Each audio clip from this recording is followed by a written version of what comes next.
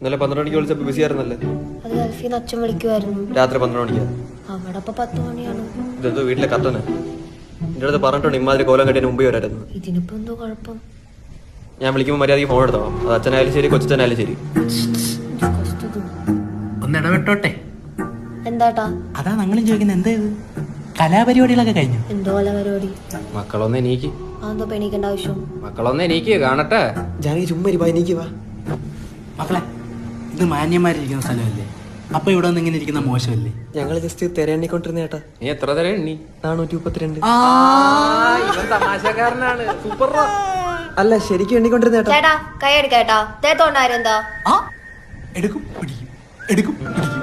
നീ എന്തോ തന്നെ നിനക്കൊക്കെ ഇവിടെ ഒന്ന് തോന്നിയ ദിവസം കാണിക്കും. നമ്മൾ ചോദിച്ചാലാണോ കുഴപ്പം? ചേട്ടൻ എന്നെ അറിയോ? ഇല്ല. ചേട്ടൻ എന്നെ അറിയോ? എങ്ങനെ അറിയും?